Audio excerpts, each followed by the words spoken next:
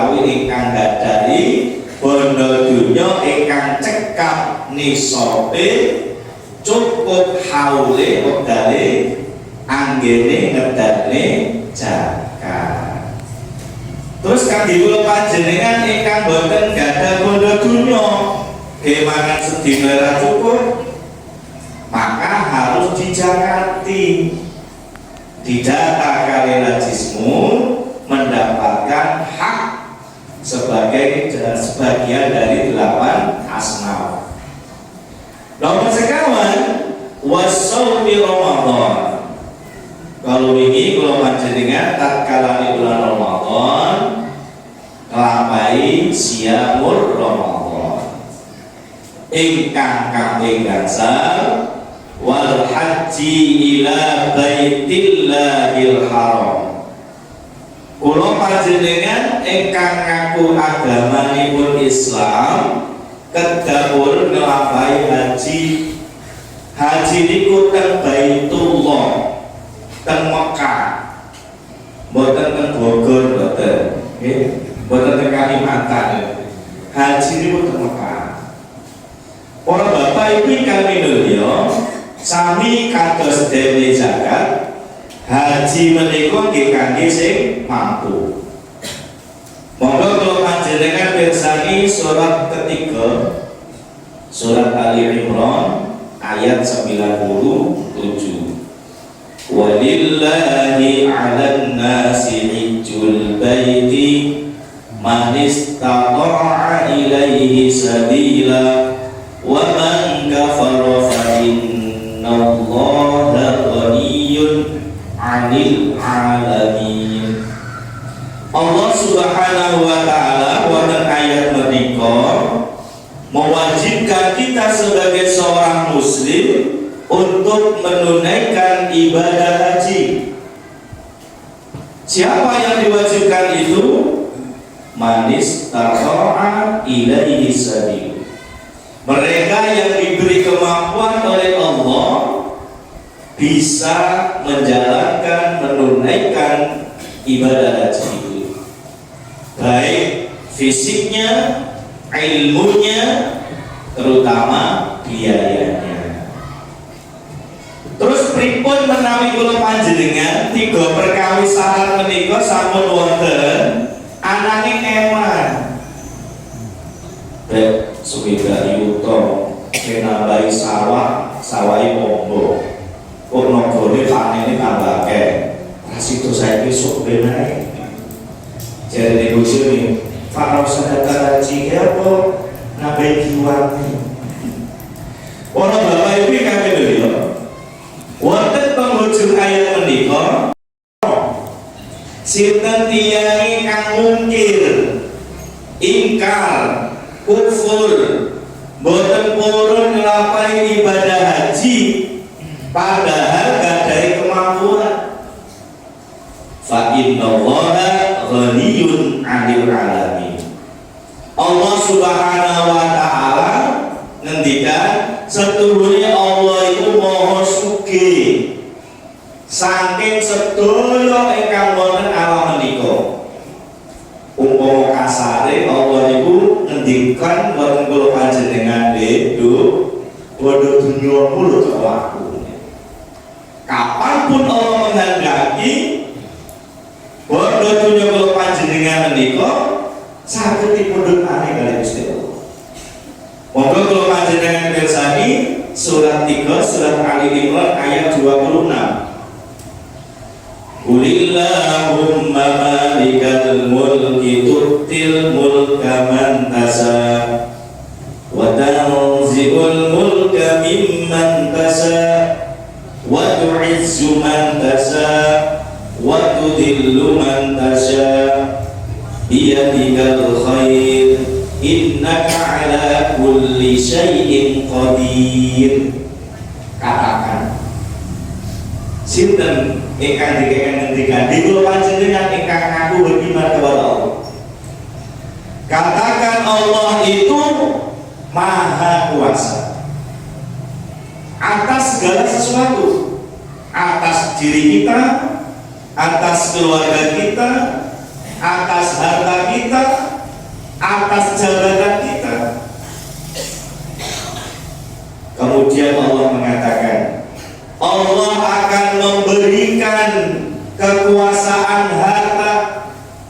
kekuasaan diri, kekuasaan keluarga, kekuasaan jabatan bagi yang dikehendaki oleh Allah. Koma, betul titik. Berarti masih ada lanjutannya. Dan Allah akan mencabut kembali sawamu, rumahmu, tokomu, suamimu, orang tuamu, anakmu, bahkan dirimu. Jadi para bapak ibu, ternyata kulo panjenengan, keluarga kulo panjenengan, bodoh dunia kulo panjenengan itu cuma titipan. Lek sing titip niku mau mundur malih, kulo panjenengan boten gadah poso.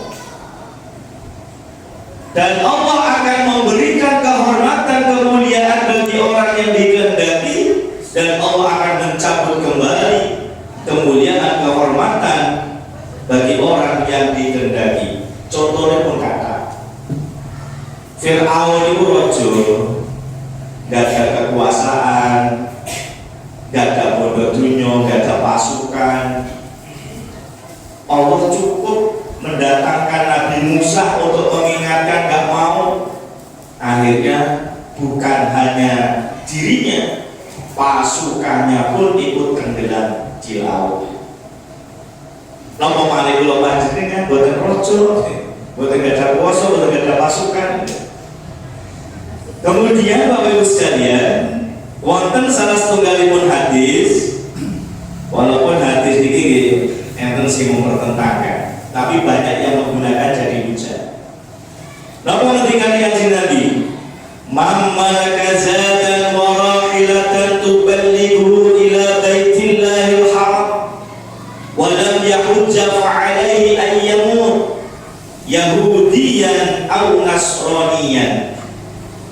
Sinten tiyang ingkang miliki, ingkang gadah jadan bondo sangu anggene saged daftar ONH, ongkos naik haji, wa rahilatan tuballighu ila baitillahil haram, sehingga dia sampai nyampe di tanah haram Mekah untuk menunaikan ibadah haji.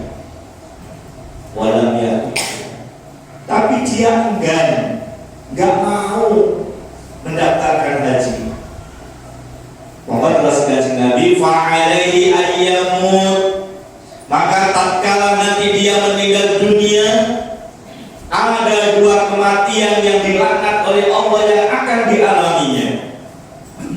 Yahudiyah, mati dalam keadaan Yahudi, atau Nasraniyah, atau mati dalam keadaan Nasrani. Kedua kematian itu dilaknat oleh Allah. Nah, ini kami melihat. Lalu kulo panjenengan sebagai manusia juga punya hak untuk kemudian bertanya dan berpikir, apa sih untungnya haji itu? Kira-kira untung apa rugi?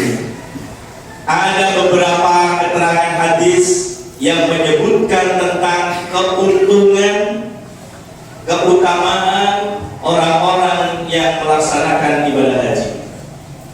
Yang pertama hadis dari Imam Bukhari dan Muslim. Ada salah satu sahabat bertanya kepada Nabi, "Ya Rasulullah, ayyul a'mali afdal?" Kanjeng Nabi, amal ingkang utama niku amal napa? Kemudian Nabi menjawab, "Qala imanun billahi wa rasuli." Amalan utama ing dalam agama Islam menika keimanan kita kepada Allah, keimanan kita kepada Rasulullah. Kemudian sahabat menika tangan malih para bapak, para ibu. Summa madza ya Rasul? Maka Nabi menjawab untuk yang kedua, qala jihadun fi sabilillah. Amalan yang utama di dalam agama Islam itu jihad di jalan Allah. Orang yang jihad di jalan Allah itu ada dua keutamaan. Apa dua keutamaan itu?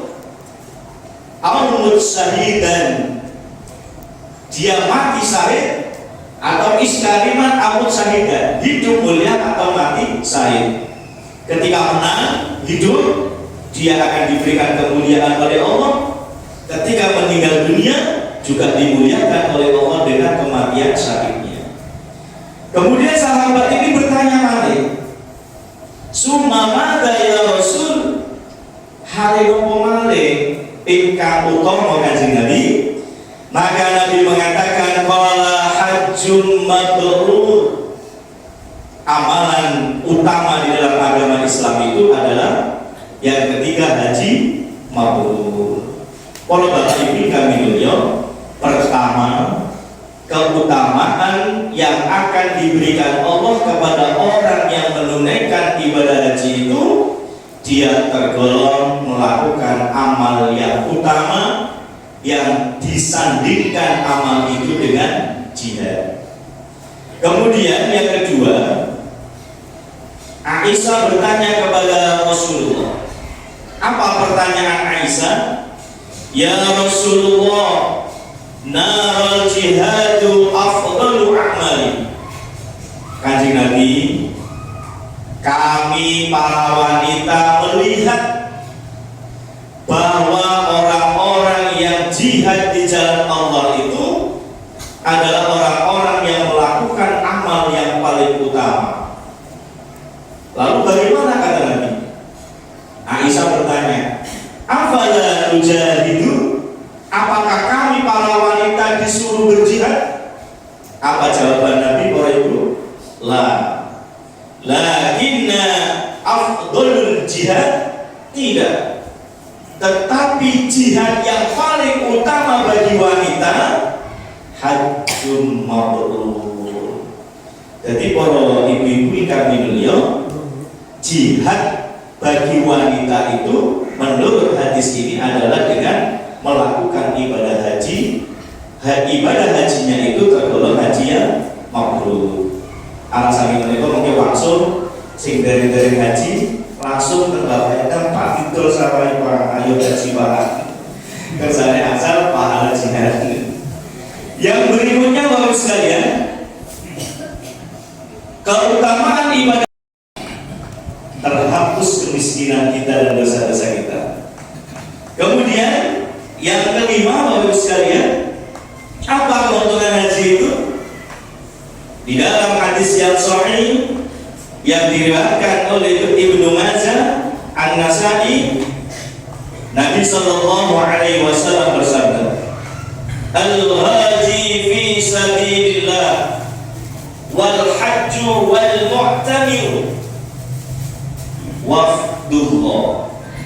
Orang yang berperang di jalan Allah, orang yang melakukan ibadah haji, orang yang melakukan umrah, mereka itu wafdullah, mereka itu tamu-tamu Allah.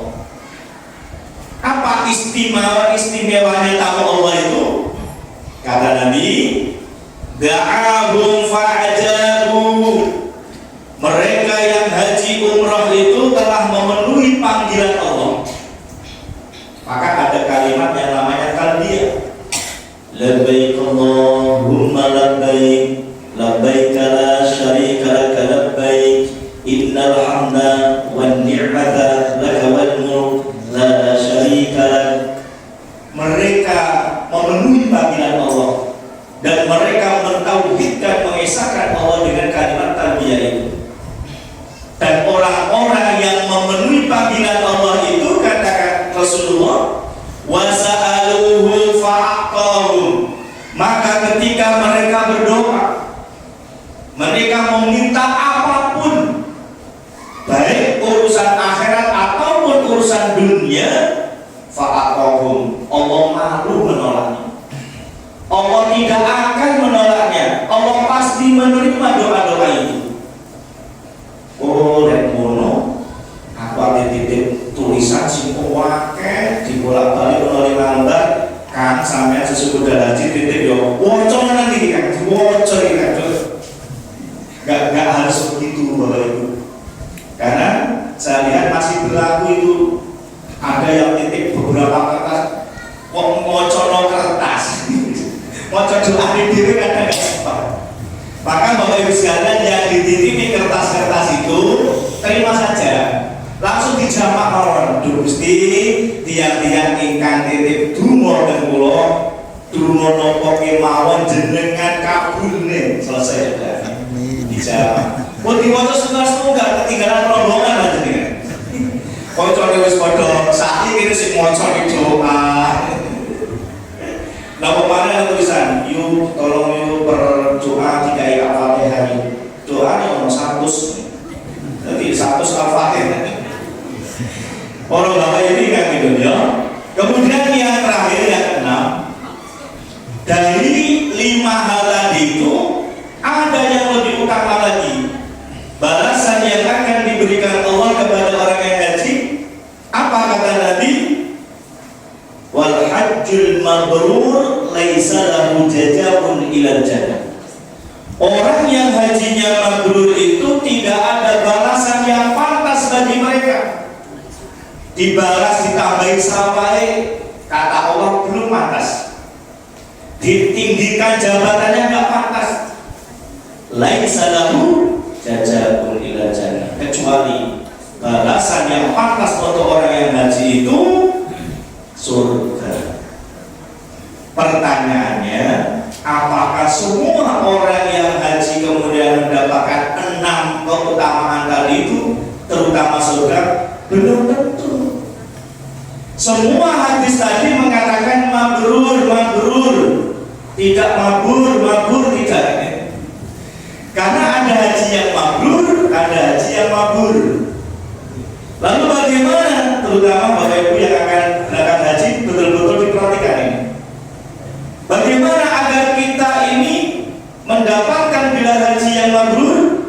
Surat Al-Baqarah ayat 197. Ada 5 syarat dan 5 tanda bagi orang yang hajinya mabrur. Mari Bapak Ibu sekalian kita perhatikan. Kita yang saat ini belum haji, yang akan berangkat haji, apalagi yang sudah haji.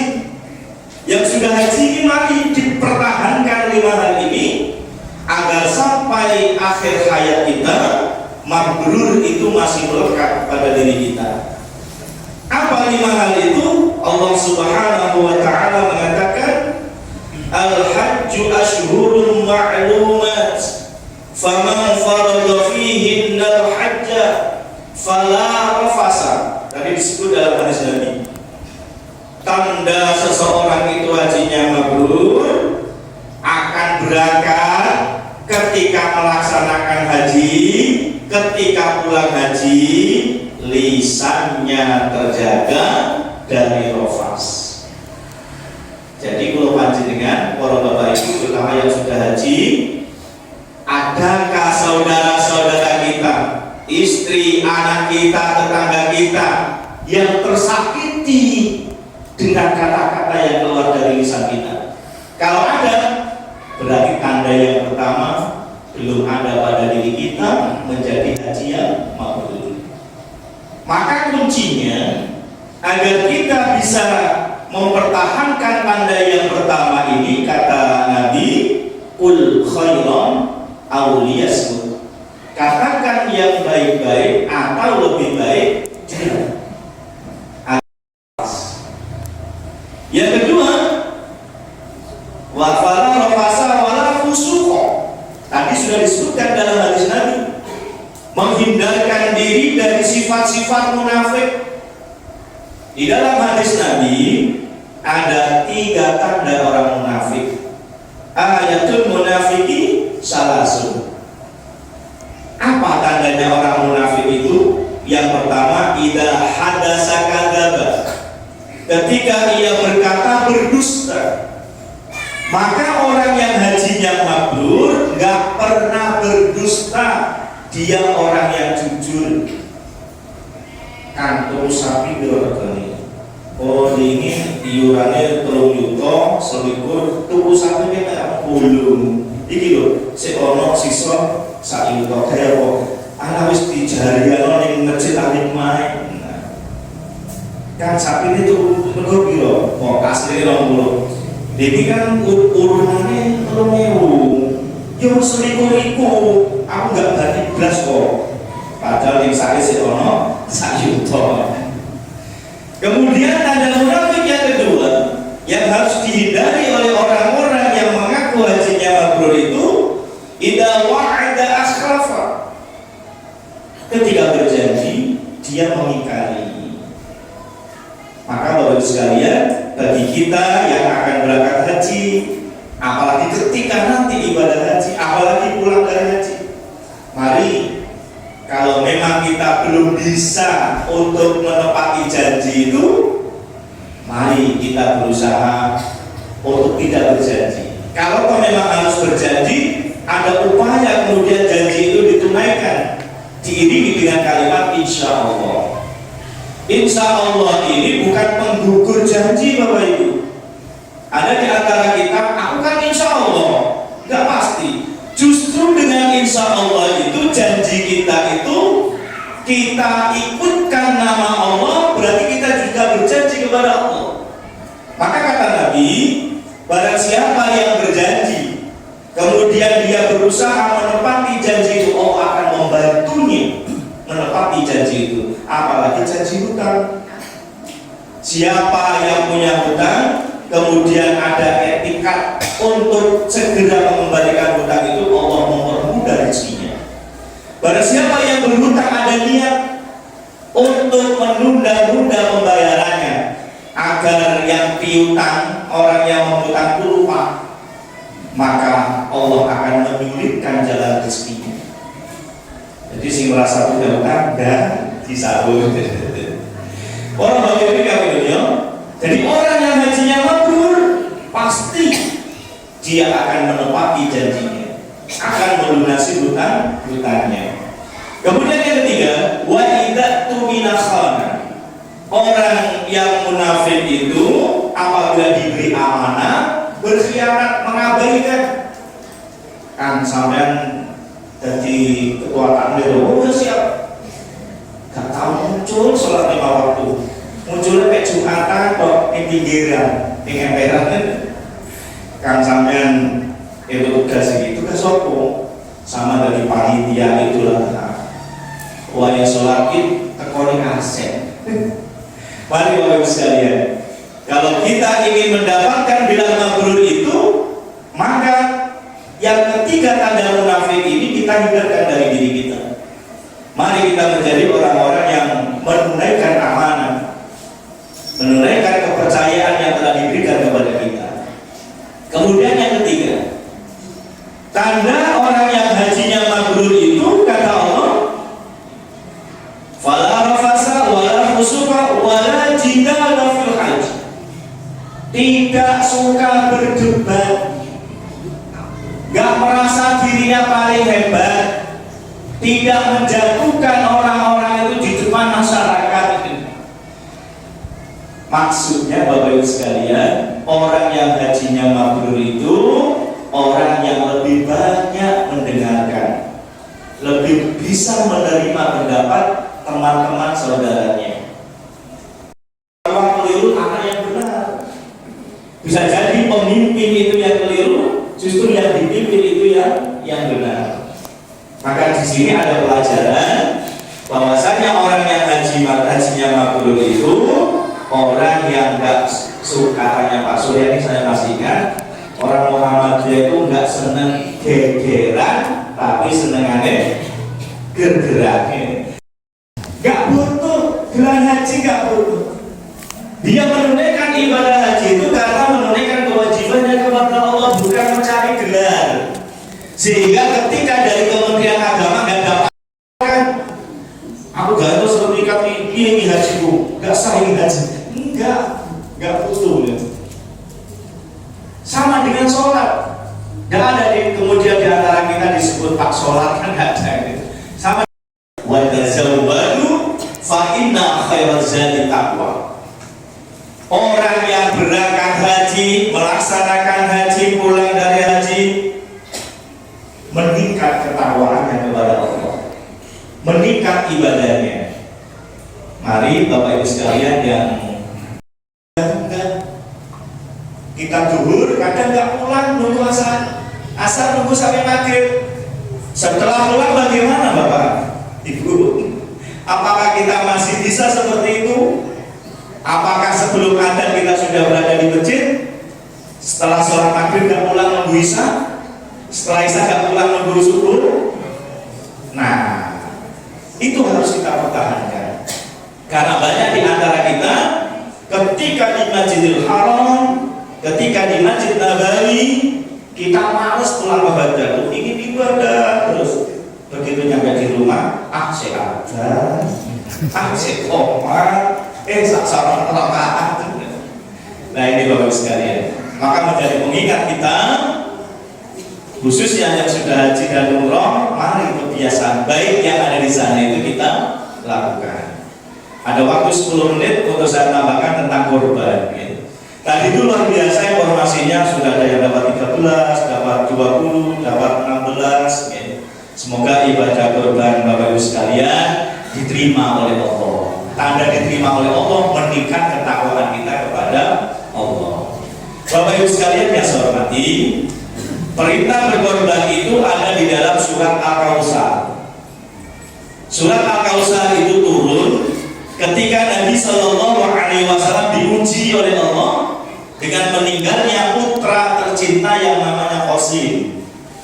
Sehingga saat itu orang-orang kafir menghina Nabi dengan sebutan abtar, terputus. Maksudnya Nabi terputus dari rahmat Allah. Apakah kemudian abtar itu berlaku untuk Nabi? Tidak. Tapi abtar itu berlaku untuk orang-orang kafir ketika itu.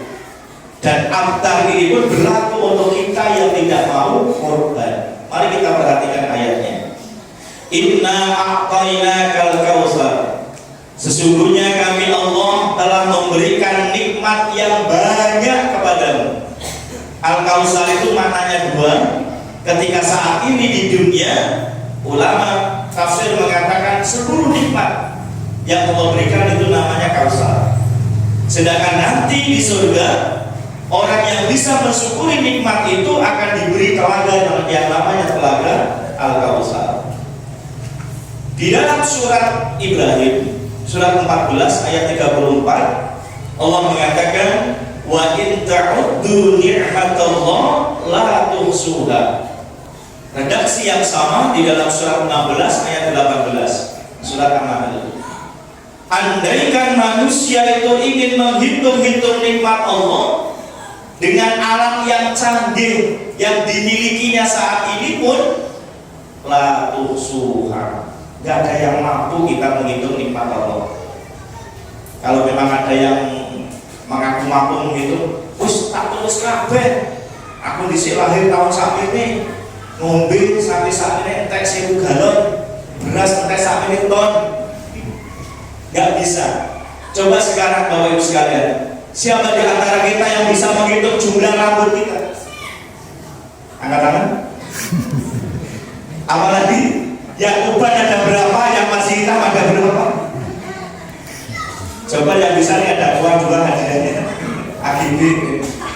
Nah Bapak sekalian, belum lagi kemudian ke bawah, berapa nikmat yang Allah berikan yang ada di dalam kepala kita, otak kita.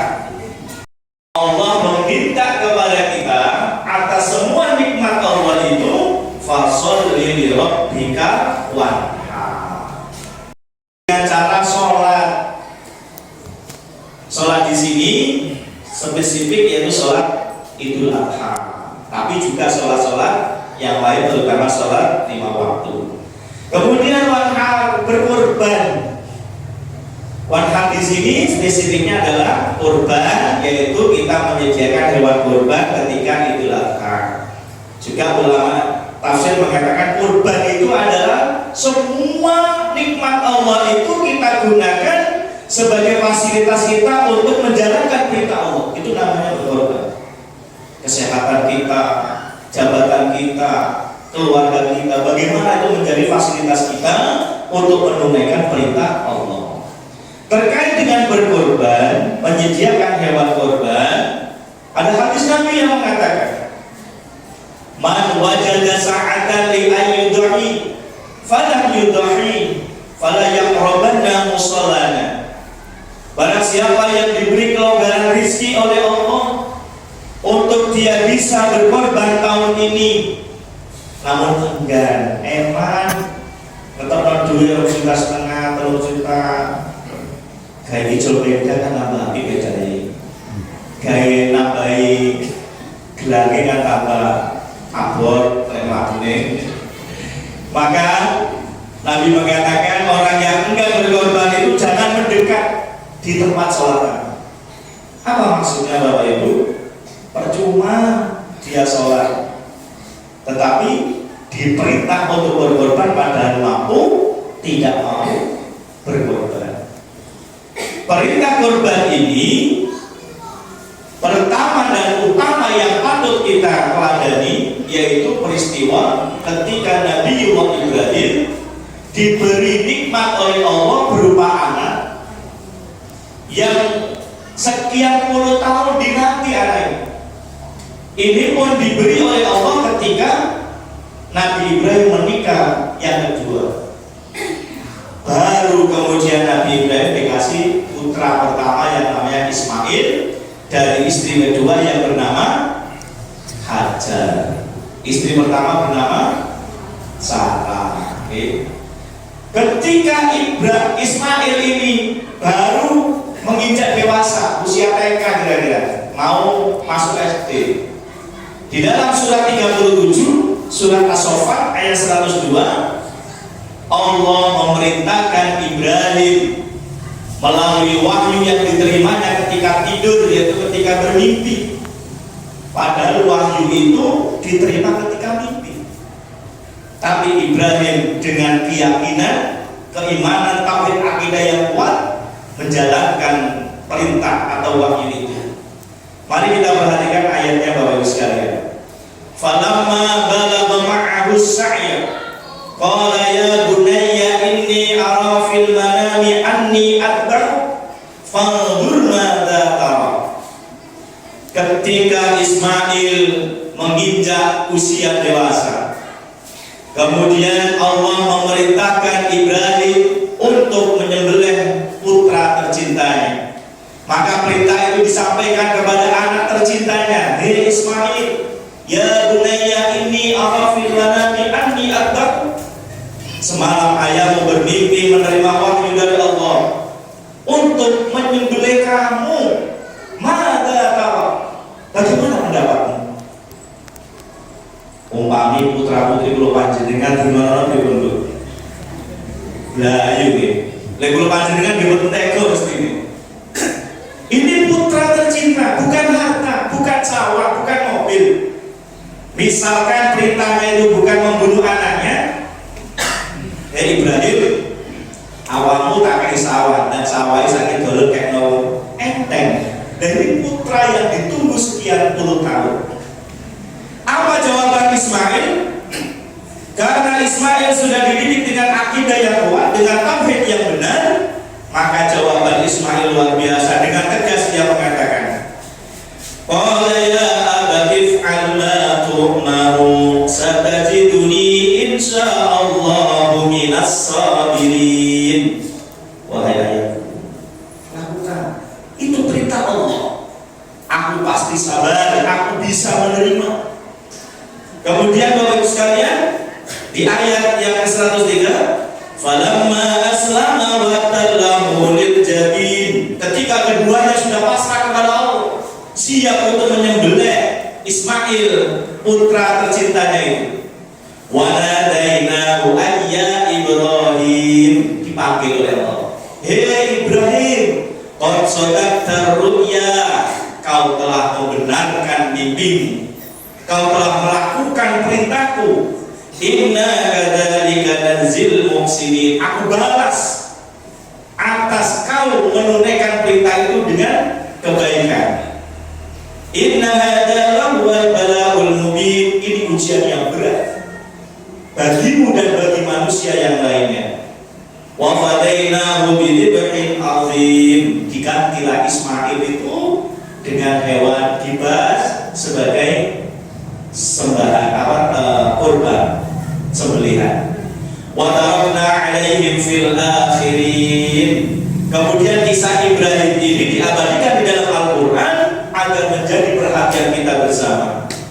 Salamun ala Ibrahim. Ibrahim, Ismail, keluarganya diselamatkan oleh Allah. Keturunan-keturunan Ibrahim dijadikan nabi, sehingga Nabi Ibrahim mendapat julukan bapak para nabi. Insya Allah Bapak sekalian, seluruh yang diperintahkan Allah, apalagi kemudian sampai kita mengorbankan sesuatu, apakah itu harta kita, apakah itu mungkin sampai nyawa diri kita, semua akan dibalas oleh Allah dengan yang lebih baik. Dan semoga tahun ini Bapak Ibu sekalian kita diberi kemudahan rezeki oleh Allah, semua kita bisa melakukan ibadah kurban.